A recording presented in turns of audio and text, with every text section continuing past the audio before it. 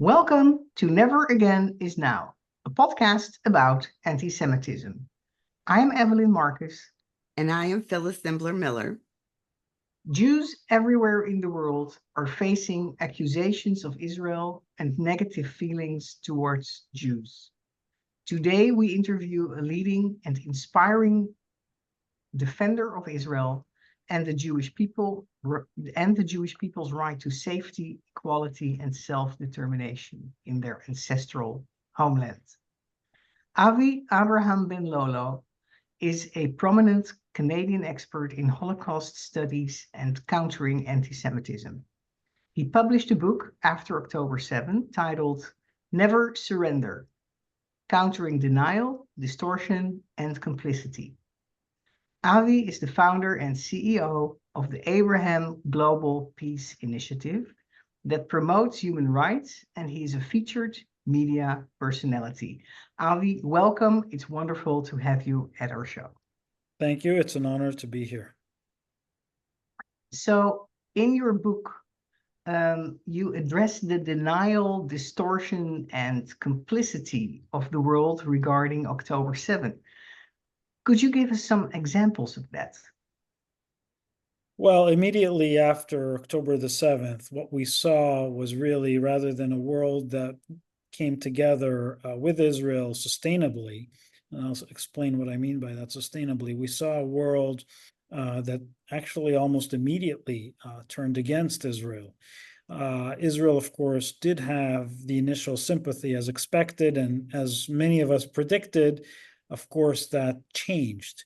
But it changed even sooner than we would have thought or hoped. What we saw was a United Nations, particularly the Secretary General, who made excuses right the first week saying, well, this didn't happen in a vacuum. In other words, blaming really the victim for the atrocity, the victim being Israel. Of course. And so that is one example. The other example, of course, is, the shocking denials that sexual assaults and rapes occurred. Again, almost immediately there were, firstly, many feminist groups, many women's groups refused to acknowledge it, refused to speak about it. And of course, refused to condemn it. The United Nations took well over 3 months, even more than that, to issue a report condemning it. So what despite the evidence, despite women coming forward, despite the obvious physical evidence of October 7th, where women and girls were mutilated. Not just raped, but mutilated and tortured. That evidence existed, and yet the world denied. And I think it's apt to give an example, which is, I recall just weeks later, at one of the universities, there was a director of a sexual assault center that signed a petition that questioned whether rapes had occurred.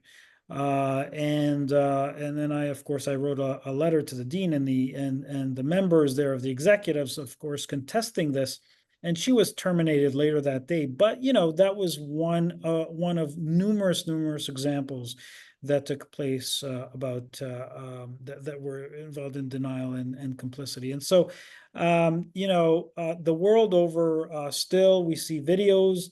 Now we're seeing something on social media circulate that says that it was the Israelis who killed, in fact, all the residents of the various kibbutzim there with helicopter gunships and so forth. So these are the denials and the distortions that we're seeing now. I just like to understand, as a longtime feminist, why women's groups were so adamant on saying that this didn't take place. Is it just being pro-Palestinian? Is it Jew hatred? I mean, I just don't understand that. I don't understand a lot, but that particular part, I don't understand it. Well, I don't understand any of it, any of the illogic and the propaganda that is being spewed, that is just doesn't make sense. And so to explain it, I can't explain it for them.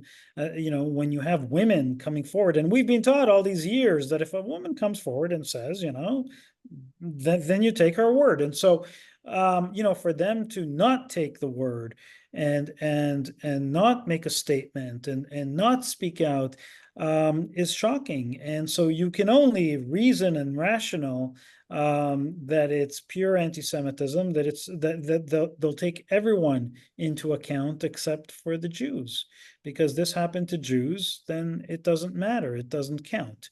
And that is really what I unfortunately believe is at the heart of it. Well, I sometimes, well, in case of the feminist groups, um, we know that many of them adhere to the oppression, oppressor oppressed uh, dichotomy in the world, and that in that narrative, Israel belongs to the oppressors, so and the Palestinians belong to the oppressed. So what happened doesn't fit that narrative, and therefore they denied it. Could that be an explanation, Avi? Look, you can use that explanation. You could say, the Jews are colonizers, which is another false, accusation. The Jews are white, which is another false accusation. There's all these false narratives that are operating. Oppressor oppressed, very false narratives operating.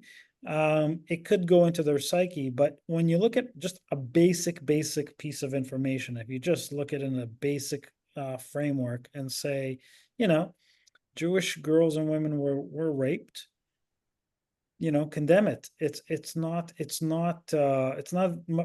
much more complex than that, in my view. Right. Yes. They could just a statement without taking any sides, just say we condemn the rape of women and girls. That was all that was Very, needed. very straightforward. Very straightforward. So if it is anti-Semitism, which I don't disagree that it is, I mean, what drives this anti-Semitism besides, yes, I know now they say it's the oppressed and the oppressor, and they say it's colonialism, but really, it's been going on for thousands of years. So why can't it be rooted out even after the Holocaust?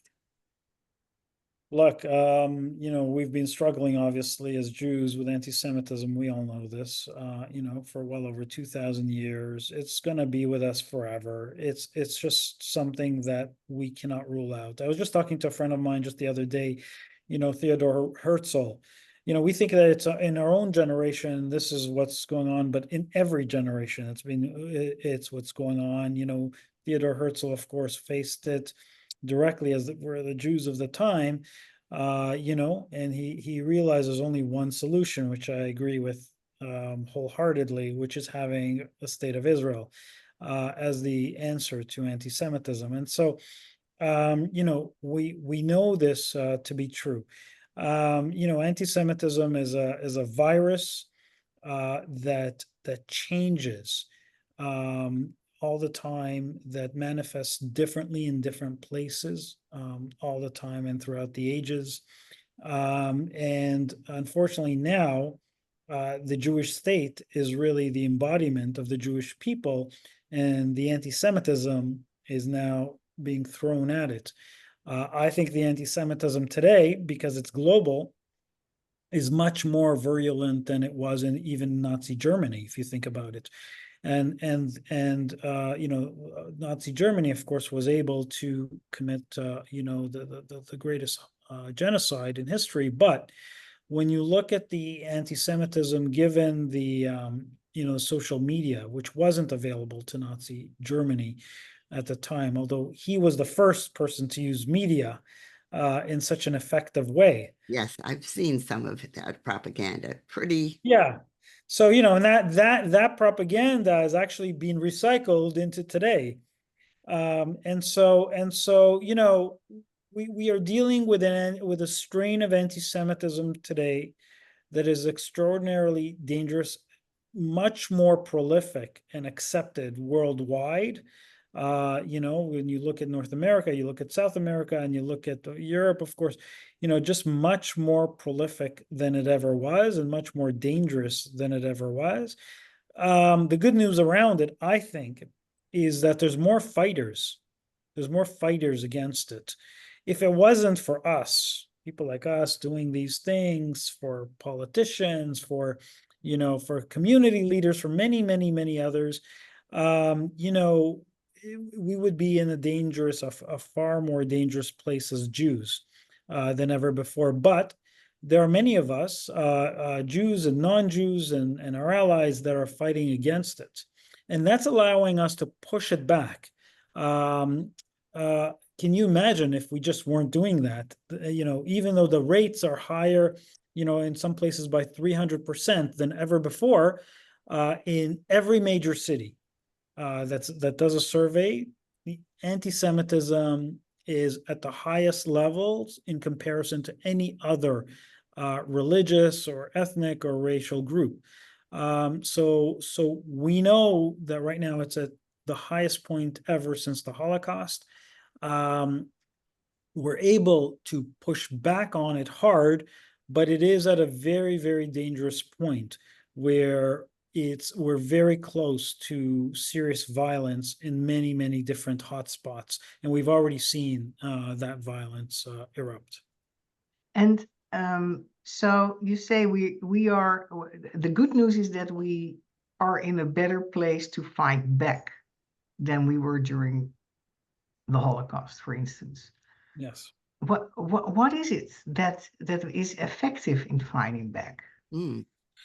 Yeah, so there's a lot of methodologies to fighting back. There isn't one, and there isn't one answer. I'm of the belief that you've got to have multiple angles to fight back, not just one. So, Mhm. I always, when people ask me that question, I give them some areas. Obviously, getting involved in your political system locally and federally is critical. Motivating and educating your local politicians to ensure that there's particular policies and legislation, and also the resources to fight back. So that's one of the critical things that I think any individual can do, both locally and federally. And we're all, if we're in a democracy, we all have that ability to become active and vocal. The other piece of it that works for me as well is fostering a stronger relationship with law enforcement. It's usually kind of, a lot of people miss this point. But for us in the business, we've been doing it for years, which is that, the truth is, okay, so politicians can pass legislation and laws and so forth, but they can't really actively do anything, right? They're not the ones with the guns. So the police is, and so you need the police to be partners in this arena, not enemies. It's useful not to criticize the police, as I've seen some communities do, continuously and strongly and angrily, but it's worthwhile, being present with them and working with them to eradicate hate. They're on the front lines. They can make arrests. They can stop vandalism and protests, etc. So working with police is extraordinarily effective. So those two key areas in a democracy, I think, are critical. The obvious other areas in a democracy is obviously influence. So educating the public in a mass way, such as this podcast, such as writing articles in newspapers, being in the media and being present. It's tougher today if you're a Zionist, at least where I am, if you're a Zionist, to be in the media. They are, the media, unfortunately, shut down Jewish leaders and just don't ask them to be interviewed. They're biased, they're skewed against Israel, they don't want to hear the truth. And so trying to access the media is critical, but obviously there's other, create your own media, which is what you've done here, Yeah. which is, through social media, podcasts, writing your own articles and publishing them, posting pictures, etc. That has become the most critical piece in rebutting much of the anti-Semitism as well. So those are some examples where individuals can take action. Obviously, getting involved in your schools and communities, we just have to be much more action oriented, much more present than ever before. And I tell every single person that I meet who's a defender of Israel, I say to them, look, we all have skills and talents. Each one of us, if you're a dentist or you're a lawyer, or whatever you are, you're a journalist, whatever you are, you're a teacher, it doesn't matter. Find that piece within your skill that you can exercise to use at this time. And that's my. I just want to say, to follow up with what Avi just said, that I'm one of a group of 4 individuals with no political clout in the city of Beverly Hills. Yes, it's a small city, but we just had our second meeting with city officials. We're proposing working on the city becoming a no anti-Semitism zone. So you can get together with just a couple of people who don't have donor money and don't have political contact, and just go to your elected officials and Yeah. see what you can do together. It's really that simple. I don't want to say that simple, but it can be done. Yes, and also we have to realize we are with roughly 15 million Jews in the world. There is a multiple amount of anti-Semites in the world. So we need all hands on deck. Whatever it is you're good at, please try to use it in the fight against anti-Semitism. We need everybody on deck here. Yeah, I'll add one more point to that, actually, what you just said. So one of the areas that I work very diligently at is knowing that we're only 15 million, whatever the number is, 16, that we need to expand our circle. We need to expand our family, and there are a lot of non-Jewish allies. And what we need to do is bring them into our inner circle, inspire them, and get them involved and engaged and speaking up for us. It's also good for them, by the way, making it clear why this fight is worthwhile for them. They don't want to see an end to democracy. They don't want to see their families affected. They don't want to see terrorism on their streets. So we need to make those arguments. But I continuously do projects with non-Jews and bring them closer to us for their reason. And by the way, the other side is doing it too, just in case we think they're not. So that is one of the biggest things. If you're going to a Jewish event, find a non-Jewish friend and take them with, and try to get them involved. Yeah, I agree with that. So I met you in May of this year at the Clarity Coalition, a movement of reform Muslims, ex-Muslims, and their allies, to stand together for liberty, human rights, and against Islamist tyranny. I joined the Clarity Coalition to support the liberty of individuals in Muslim communities and to support their work against Muslim anti-Semitism. What was your reason for attending this event of the Clarity Coalition? Yeah, I mean, firstly, I'm a very good friend of one of the participants who's actually involved with me. Her name is Rahil Raza. She's a long time friend. She's Muslim from Pakistan. She combats anti-Semitism relentlessly. She's written quite positively about Israel. She's visited Israel. And she's been on our show. Yeah. Oh, and she's been on your show. Okay, great. So you know Raheel, and so she's one of my closest friends in this arena. She invited me to this, and so I came, and I was very pleased to see that there are more Raheel Razas around. Not enough though, not enough.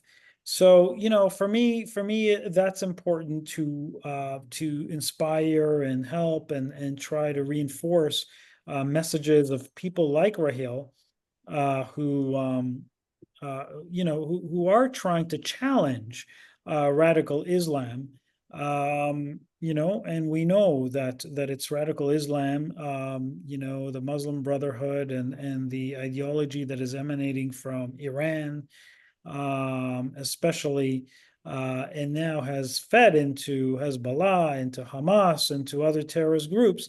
That is what is driving the war that is ongoing right now, but also the continuous friction between the Jewish world and the Muslim world. And I think if you allow, I think we can all aspire to try to maybe bring that down and inspire things like the Abraham Accords, which is really to inspire the peace between Muslim and Jewish people. Yes. And so the Clarity Coalition, it has its own website, claritycoalition.org.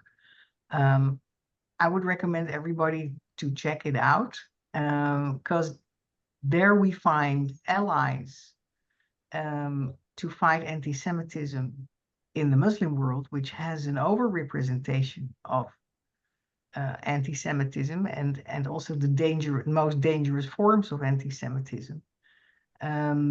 So it's an excellent source to check out. And also, if we look for speakers or interfaith dialogue partners, I would say that is the place to go, instead of your local front organization of the Muslim Brotherhood. That will not bring us any further. On the contrary. And that's who we are involved with so often in our synagogues. And so I met you there. That was one of the advantages of the event, and I read your book. Phyllis, you have a question Yes, about let's the talk book. about the book. What did you mean by the title, Never Surrender? Well, again, it's never surrendering to the forces of hate and intolerance, never surrendering to Hamas, to injustice that we are seeing around the world against Jews today. We have to continuously hold our head high, be proud as Jews, as defenders of Israel, and we're never again walking into the gas chambers, like we once did. We are going to be strong, proud, and we're going to be vigorous about it. We're just not going to surrender, and I'd rather die fighting than anything else. And that's really, I believe, what the Jewish world feels today. And what, if there was a silver lining for October 7th. And it's hard to say a silver lining because really it's such a bad thing. But if there was one, it's that it's energized the Jewish world to become much more Zionistic. Many Jews. I was at a restaurant last night, you know, restaurant that attracts Jews and non-Jews and everybody from the community. And the waitress wore a beautiful Magen David, young waitress, maybe 20 years old. And so it was an amazing thing to see. And I think that that's what we're seeing. We never saw that before, but that's what never surrendering means. Well, Ali, if I may Yeah. say something, and let's say that is not confirming that, is that we saw in a recent survey of the European Union that Jews in Europe are hiding their Jewish symbols, and I think the same thing is going on American campuses. Yeah, look, I mean, it's true, and you're right. I mean, it is tough. It's tough. It's very tough, and we should acknowledge that 100%. If you're a Jewish student today on university campus, um, you're fighting every single day. You're seeing this in front of your eyes. Much of it is scary and can be violent. And so of course there are some kids that just are afraid or don't want a part of it and want to focus on their study. So I can understand that. At the same time, we're still seeing a lot of the other side too. So look, I also think that it's up to us in the Jewish community to reinforce these messages and to inspire. Whether you like Bibi Netanyahu or not, his speech to Congress, as well, reaffirmed and reinforced all of the messages that we're talking about here today. And I think for young people, young Jews, this is significant. This is Yeah. very, very significant. Yes, yes. I was crying for 10 minutes during Yeah. the speech. It was very touching, very moving, and very inspiring when he was talking about the soldiers defending Yeah. the Israeli population. And I totally um, agree with you. And the title of your book, Like Israel, Never Surrender. I think that's the difference with a few generations ago when we didn't have Israel. We didn't have the role model of Israel, of the Jew who never surrenders and will always fight back. Now we have the role model, and I hope we will all be inspired by it, like you hope. And we need to take that into our everyday life. It's really important to understand that. I will just give you an example. Someone just sent me an article that a Jewish store in Westwood, it's in LA, was vandalized. And the article from the Jewish Journal, so it's a Jewish newspaper, said that the owner didn't report it to the police because what would the police do?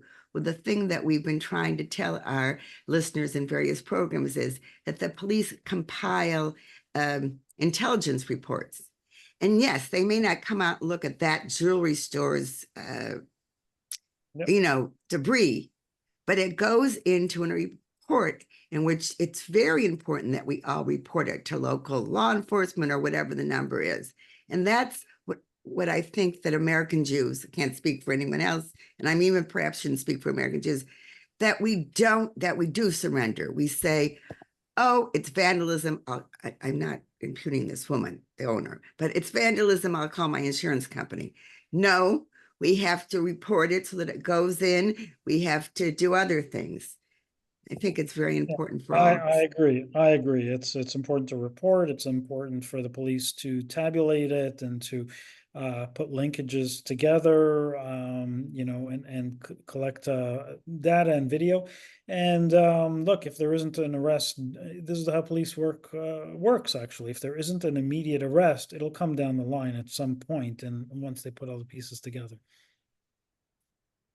Avi, please, can you tell us more about what your organization, the Abraham Global Peace Initiative, does and how it can help our individual listeners with speaking up against anti-Semitism? Yeah, so we are a Canadian-based global organization that is here to do several things. Number one is we strongly believe in the Abraham Accords. We believe in forging peace in the Middle East and in strengthening the accords and hopefully renewing new accords. Now, a lot of this for everybody has been a little bit on hold. But during this time, even we've been, of course, communicating with our partners in the Middle East and in the various Abraham Accord countries. So that's the first area. The second area is defending Israel.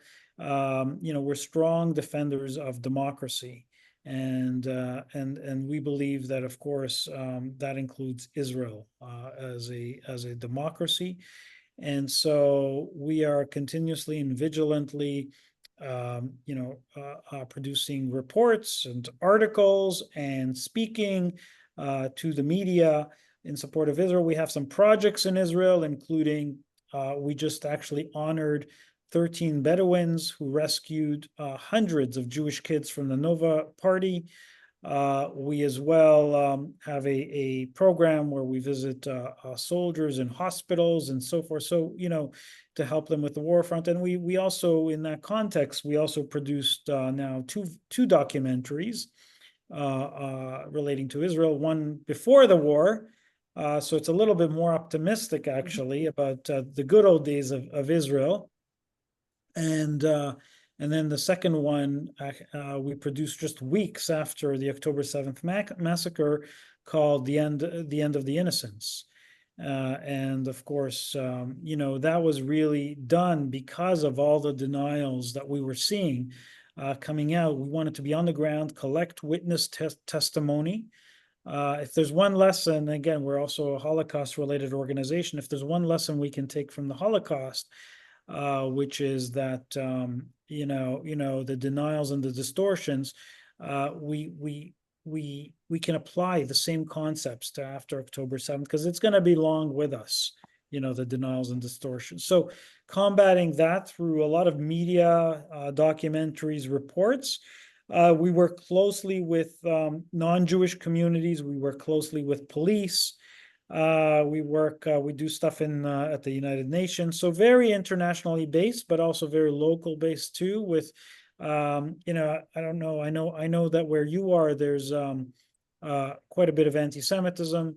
Where I am in Toronto, there's this has been described as a hotbed of anti-Semitism with. We've had a lot of school shootings and vandalisms of synagogues, and obviously, like you, the encampments. So we're combating a lot of that as well locally. So that's a quick synopsis. What is the URL of your organization? We'll also put it in description, but for people who would like to hear it right now. Yeah, it's www.agpiworld.com. Thank you. And how could our individual listeners use your organization in their speaking up against anti-Semitism? Yeah, so actually, so what we've done is, we operate very much like a think tank as well. We've created on our website, you'll see something called AGPI University.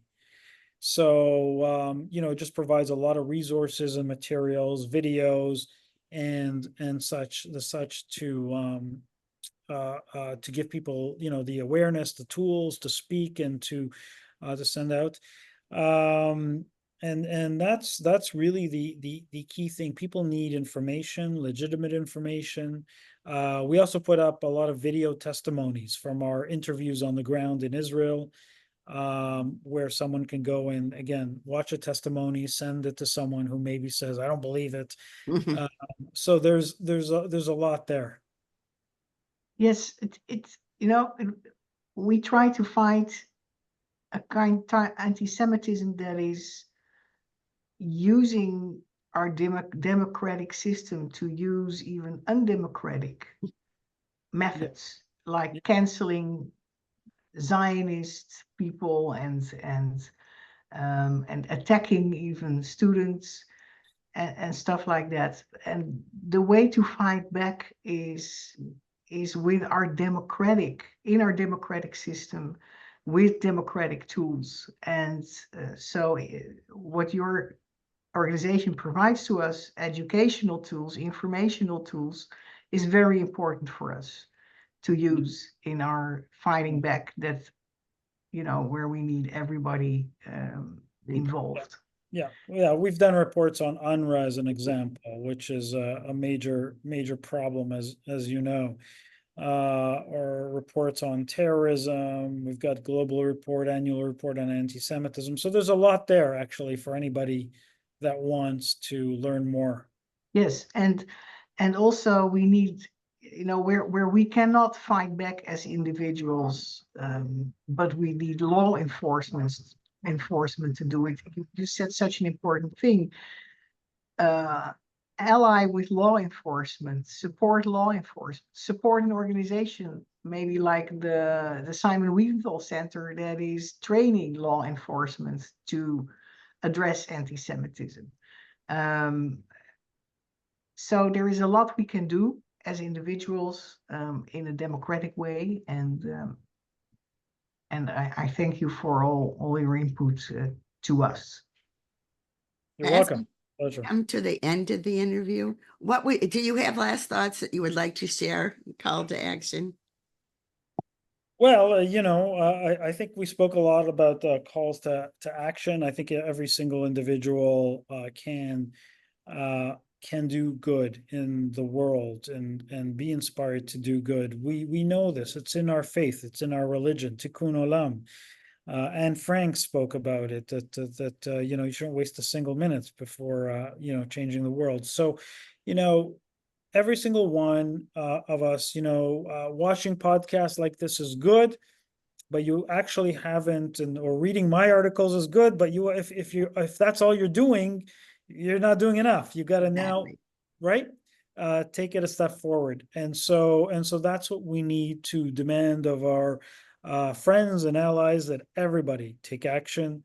And then we can really make the change that we need to see. Thank you. Those are very important last words. Avi, we really appreciate you for coming on the show. We thank our listeners for listening. And now we say take action. For those of you who want to know more about Evelyn and myself and our other projects, you can go to Never Again Is Now podcast at YouTube, Apple Podcasts, and Spotify. And please speak up, meaning do something about anti-Semitism and all hate.